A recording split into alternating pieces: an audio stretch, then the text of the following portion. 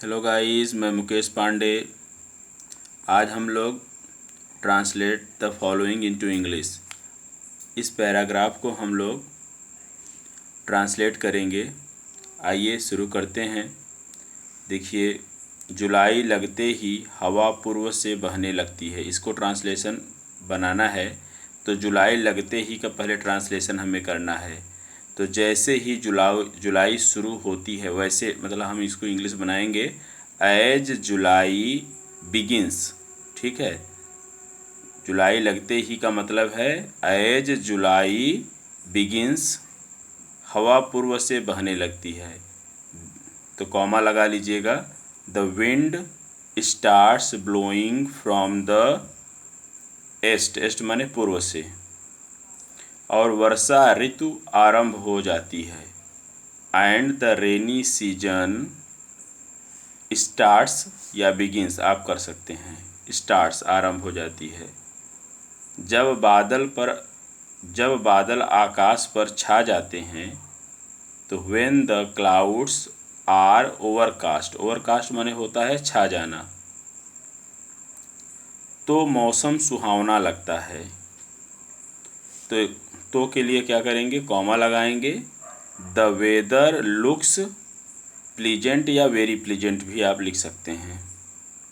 वर्षा होने पर सब ओर हरियाली छा जाती है। वर्षा होने पर की इंग्लिश क्या लिखेंगे, मतलब कि व्हेन इट रेन्स, जब वर्षा होती है तो कॉमा लगा लेंगे। फिर there is greenery all around, चारों ओर हरियाली छा जाती है।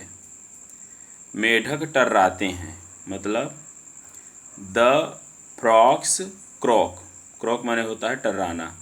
और पंछियों के खुशी भरे गीत, तो पंछियों के खुशी भरे गीत को इंग्लिश में क्या बोलेंगे, द बर्ड्स चर्पिंग। ठीक है, गूंजने लगते हैं तो इको द एटमॉस्फेयर, वायुमंडल में, इको द एटमॉस्फेयर। रात को जुगनू चमक चमक कर बच्चों का दिल लुभाते हैं। तो रात में मतलब in the night. The glowing माने चमक चमक कर। The glowing of fire flies attracts माने लुभाते हैं the heart of children, attracts the heart of children. बादल की गरज और बिजली की चमक बहादुरों का भी दिल हिला देती है।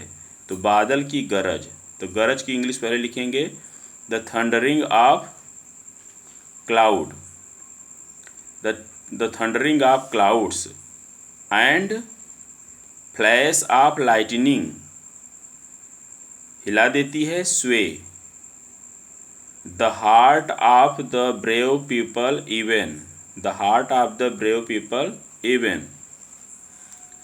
अक्टूबर में आकाश निर्मल हो जाता है। अक्टूबर में मतलब in October the sky is clear, आकाश निर्मल हो जाता है, द स्काई इज क्लियर। इस ऋतु में चांदनी रात की अपनी ही शोभा होती है। तो इन दिस सीजन, ठीक, चांदनी रात की, the moon light has its own beauty, अपनी शोभा होती है, हैज इट्स ओन ब्यूटी। तो इसी के साथ मैं इस वीडियो को ओवर कर रहा हूँ। Thanks for watching this video. अगर आपको इस ऐसे समझ में आ जा रहा है तो आप इसको ट्रांसलेट कर लीजिएगा। अगर नहीं समझ में आता है तो आप कमेंट करके बताइएगा, फिर हम ट्रांसलेट करके भेजेंगे।